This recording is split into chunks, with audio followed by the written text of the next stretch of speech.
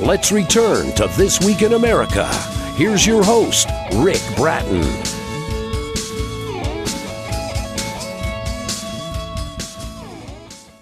Welcome back, everybody, coast to coast. This Week in America.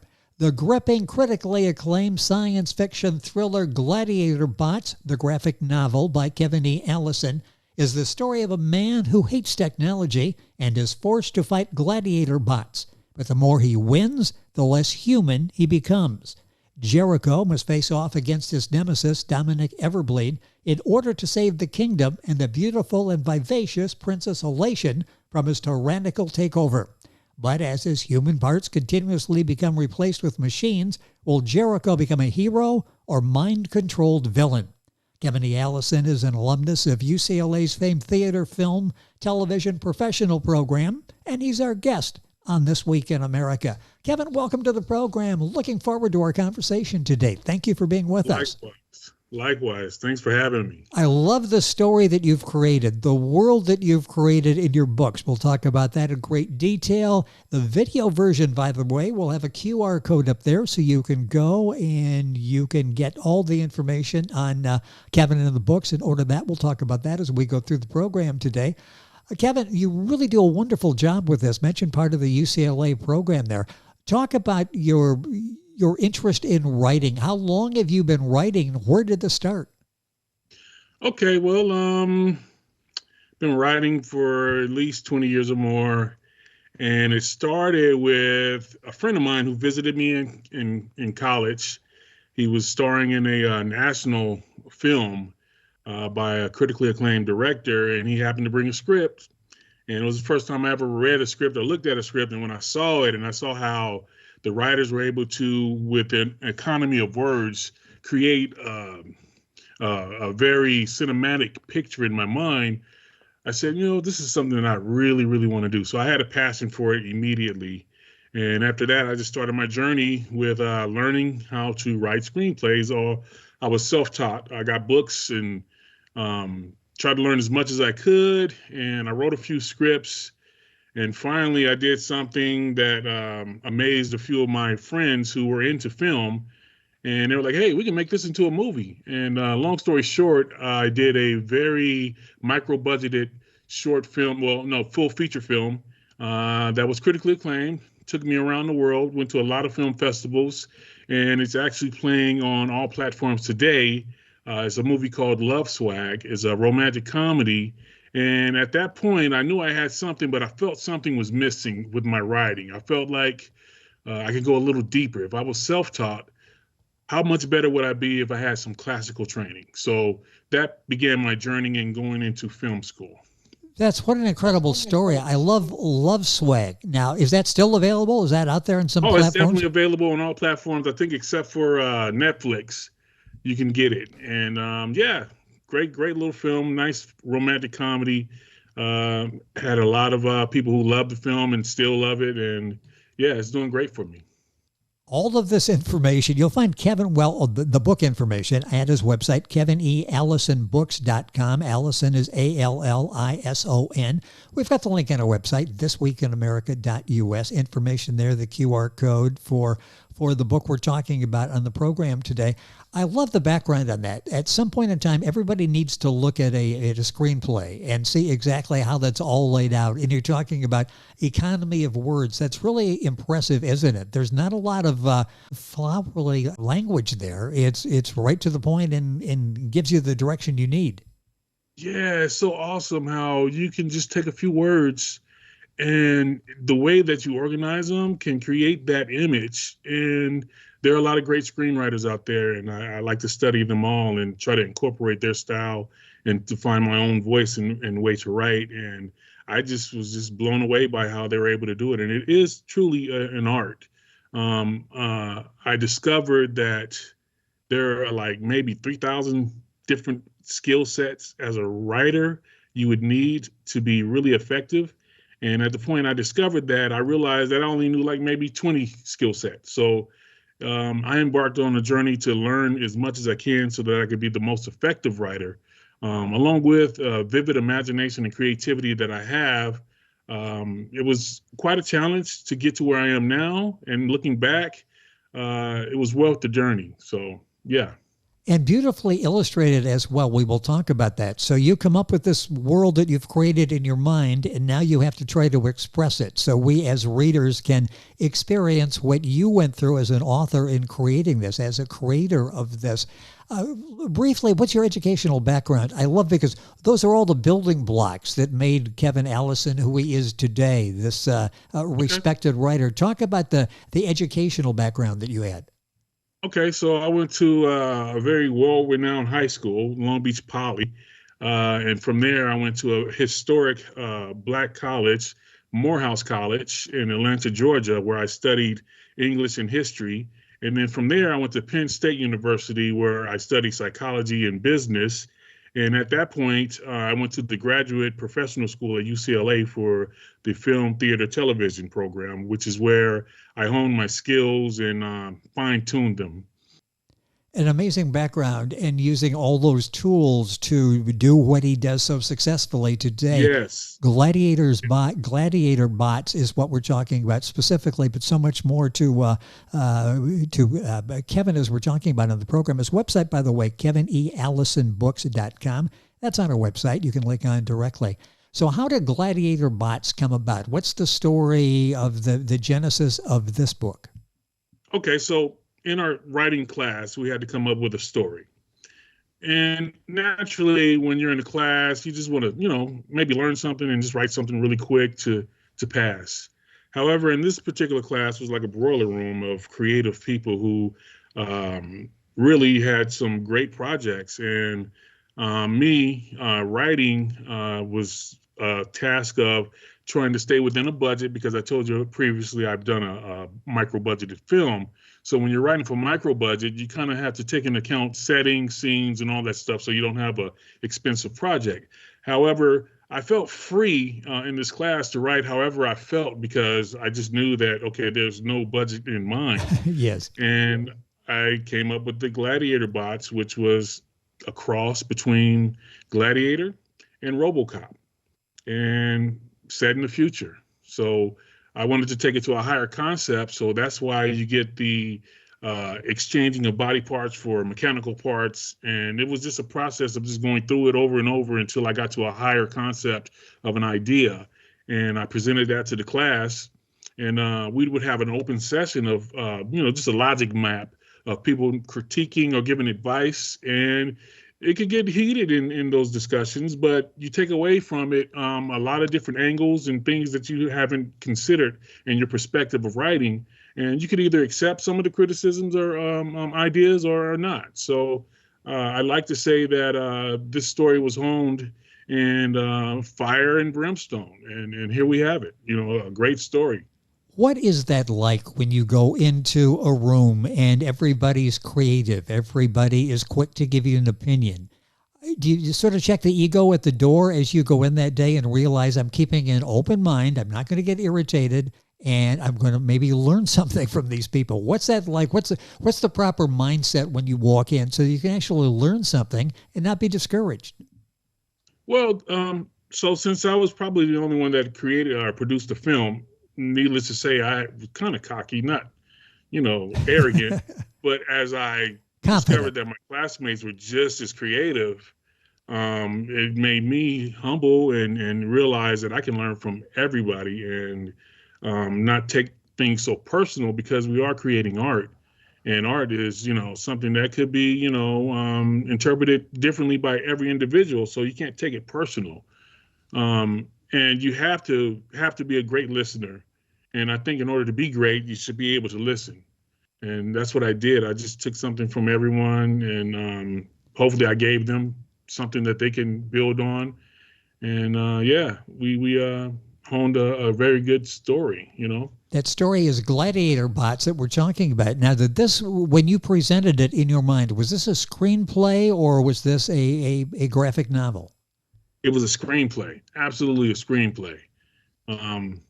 People were kind of confused at first when we first started doing the first couple of pages, and they, scratching their head like, okay, where is he going with this? But then I think towards the end or at the end, they realized it was a great project, and it was meant to be a huge film. And of course, it would cost like a bazillion dollars to do it. But I decided to enter it into a few screenplay competitions, and it did really well.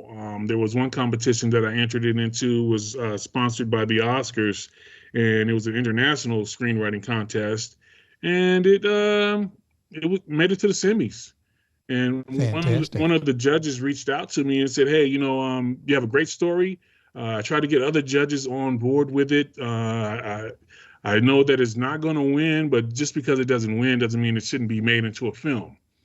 So at that point, I'm like, okay, well, I got something good on my hands. So what can I do to make this into a film? So after doing some research, I discovered that about 80% of the films that are like action films come from graphic novels. Interesting. So thus a graphic novel came out of the story. Yeah. So I started doing some digging around and tried to find some people that could help me make this thing into a graphic novel, because I'm not an artist. And at first I was going to do it myself, but I'm like, that's a different skill set that I would have to learn and, get good at. I'd rather find someone who's already well versed at that skill set, so we can just take off running. So I found a guy who absolutely loved the story, and he basically produced the graphic novel as you see it, with the artist and colorist and all those things. And it was my vision, of course, to bring the world to life. So I had to tell them exactly what things look like and how to, make characters look. And I gave them the dialogue and all that stuff. And here it is. I mean, it's a movie. It's very cinematic, and it's all on paper. So if a producer were to get this, it'll be a no-brainer. They can turn the page and see, oh, okay, this is how the set is going to look, Yes. or this is how, we can make the visuals or everything like that. It's just a little bit easier to make it into a film. It is very graphic as we're reading this and the story unfolds, and you see it unfold, and you're like there living in the world they're living in and going through all of the emotions and all of the adventure that they're going through. The book is Gladiator Bots. The book is available wherever books are sold. I'll direct you to Kevin's website, kevineallisonbooks.com. Allison with two L's, Allison. And on the video, if you're listening to this, check out the video on YouTube. You'll find it on thisweekinamerica.us. Just Google it, and you'll find the video. There's a QR code there as well. And Kevin, we've got some different, it looks like pictures, graphics that are up on the screen. What are we seeing? First of all, where will they go with that QR code? They'll go directly to where they can buy the book. It's a website set up to where you just say, hey, I want to buy this book, or you can get I think the audio is available too. And yeah, it'll be sent out to you. We have a paperback, and then we also have a hardcover. So yeah, you'll get that right away. And you'll see some of the covers as well on the website, thisweekinamerica.us. And the QR code, it takes you right there, so you can get information, order the book there as well. What is the main theme of the story? What theme are you trying to get across to the viewer, the listener, the reader? Oh, that's a good question. In the beginning, I think the theme was a little bit different. But hindsight, I'm looking at it and I see that the struggle can be passion versus purpose. Okay. And we have a character here who has a passion, but he's not willing to accept his purpose. And I think that's something that we all struggle with sometimes. And if your purpose and passion aligns, then man, you're in Zen, right? You have, the perfect life. But here he has to struggle, and sometimes our purpose isn't the most illustrious or beautiful thing. And in my opinion, I think purpose is, you have a purpose when you affect multitudes of people. A passion could be something that is just for you and you alone. But when you have a purpose, it's multi-uses for other people. And his purpose, of course, was to become what he became so that he can help other people. The book is Gladiator Bots, the graphic novel. Kevin E. Allison is our guest on the program. That's his website, kevineallisonbooks.com. A great world that you've created. You've got people solving their problems by combat gladiator bots and everything that goes with this. Here's like 2,700. The world's been through a lot. We're living in what sky cities now. There's so much that comes to life in the piece of art that Kevin has created. If this goes into a movie and everything is there, a producer could get this, look at it, start production in a week if he needed to. That may be accelerating a little too fast, but he's got everything there. The building blocks are there. Who do you see starring this? When you were writing this, did you have a picture in your mind of somebody playing the lead? Yeah, at the time I wrote it, I had The Rock or Vin Diesel as the guy. Yeah. Just based on their physical stature and how the character looks and the amount of strength you would need to beat a gladiator bot, those guys kind of fit the bill. But I mean, anybody who today that really has the chops to do it would be a great candidate for it. That would be good. I like both of those, and there's so many more that come to mind as we're talking about who could star in Gladiator Bots. Is there a sequel? Yes, actually, the sequel is way better than the origin story. I've been working on it for a few years now, and I think it's time to whittle down some things and actually get it out there and get it produced. But I think people are going to be blown away by what happens next. Ooh, that's a good, I can't wait to see what's going to happen next cliffhanger that we're leaving you with. So you'll need to go to Kevin's website and follow what's happening next and when the next book will be available, KevinEAllisonBooks.com. You talked a little bit about other projects you had, including Love Swag. What other projects have you written? Okay, so I got one coming up called My Life Matters. It's a role switching type movie, social justice comedy. And that book will be ready possibly October. And I'm writing a historical piece called Last Train from Allensworth, which is about one of the first black towns in California. And I use it as a composite or a backdrop to some crime dramas that happens in that little town. And that'll be out possibly another 3 or 4 months. Interesting. And again, a reason to go to Kevin's website. As you're talking, you really touch on a number of genres. We're talking about the rom-com type of love swag, talking about what you're working on now, including what sort of historical novel, and you've got crime involved in there as well, and of course science fiction. Is there a favorite you have, or do you like having that ability to, I feel in the mood now for a rom-com, I'm going to go in that direction? Okay, well, you know what? My wife and I talked about this, and she's like, oh, you got to mention the fact that, you can write multiple genres and this, that, and the other. And I never thought about even talking about that in this interview. But I'm glad she prepped me. Thank you, Tori. I love you, baby. So I'm ready for this question because I thought about it. And I think versatility is something that I'm proud of, and it's something that is really not encouraged in the industry. Surprisingly, they feel that if you write comedy, you should only write comedy. If you do sci-fi, you should only do sci-fi. But since I'm my own movie studio, and I get to call the shots, and I have a very wide interest in things, I'm going to make everything. From mysteries to science fictions to comedy to, period pieces. The bottom line is that is my passion, and possibly it is my purpose for others to come on in and enjoy some of the things that I'm able to create. So, yeah, I think versatility is my thing. And I love science fiction, don't get me wrong. And if I can merge all of them, I would. But yeah, I can fit in any space and make things happen. And I didn't mean to pigeonhole you, but it is rare when you see someone that could go across and do, I'm going to do a historical thriller. I want to do a little crime novel here, and let's throw sci-fi in there as well. I guess if you're a storyteller, you're a storyteller, right? Yeah, absolutely. Yeah, good point, Rick. You can change things around, but once you know how to deliver a story and develop characters, talk about that for a second, developing the characters for Gladiator Bots. You've got a number of really interesting people that you created. How did you go about doing that, and how many characters did you feel when you went in you needed to tell the story, but you don't want to get too many in there that we can't remember who all these people are? How do you go about doing it? The challenges of characters in the story. Great question. So with characters, to me, it's all about trying to allow someone with their own physiological, psychosocial background become something that we can see and feel on screen.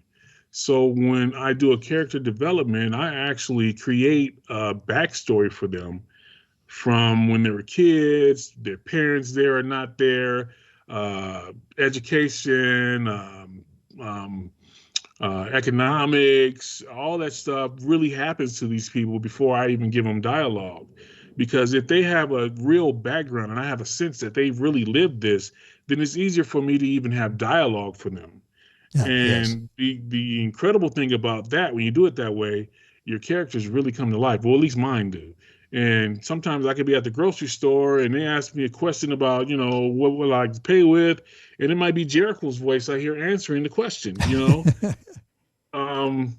So yeah, they come to life, and sometimes they write their own dialogue. Because when I put a situation where there's a scene and I need to have dialogue, sometimes I just sit and wait, and their personalities come out, and there's the dialogue for it. So you really become infused with these characters.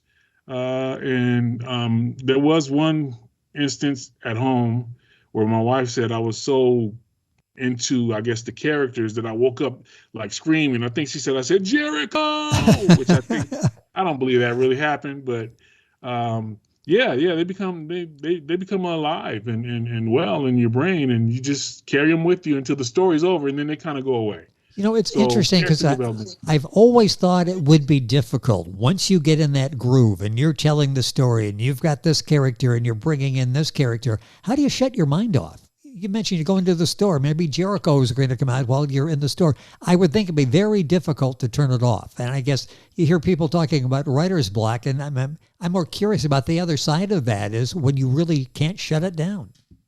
Yeah, you know what? When I'm in the process, in a creative process, I don't want to shut it down, to be honest with you. Yeah. I wanted to keep going until I hit the end of the story. And then at that point, I decompress and I step away from it. And maybe a couple of weeks go by and I'll come back with fresh eyes and reread it. And, but at that point, they're done, and possibly move on to the next story or the next characters and whatnot. But yeah, having them alive and well is great for like I said, dialogue and things of that nature, because you always want your characters to have different voices. You don't ever want them to sound the same on paper or on screen, So the way that a cab driver would answer a question about how do I get to 4th Street would be different than you asking a nun on the street, how do I get to 4th Street? Yes.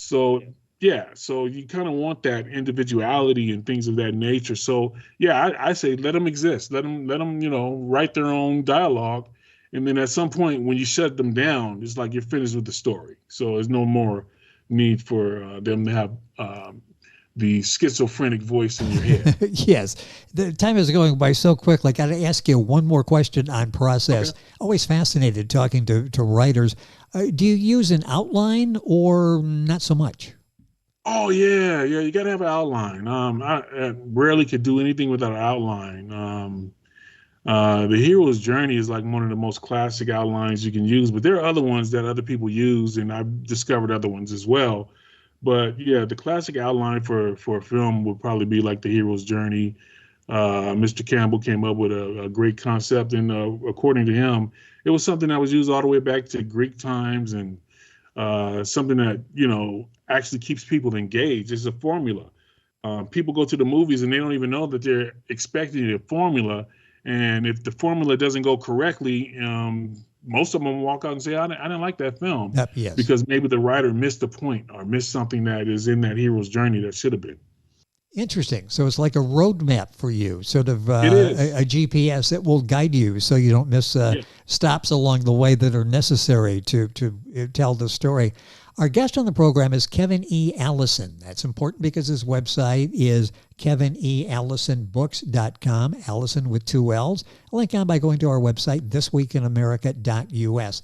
I keep telling people, the book's available wherever books are sold. You'll find it at the website. You got the QR code. Where's the best place to go? Where will you guide people to buy a copy of Gladiator Bots? Well, you can go to the QR code, and you can go to, I think, Barnes & Noble, and you can just Google it, and it'll show different places where you can buy it. That's good. And we'll have the QR code, though. Yeah, and we'll have the QR code we've got on our website. You can just go thisweekinamerica.us and pull that up, and it's there. Watch the video. It's on the video. That's where you'll need to go. It'll be on YouTube. You've got a lot of things coming up. You've got the Frankfurt Book Festival that's coming up here. Talk about that. That's like the largest in the world, I understand.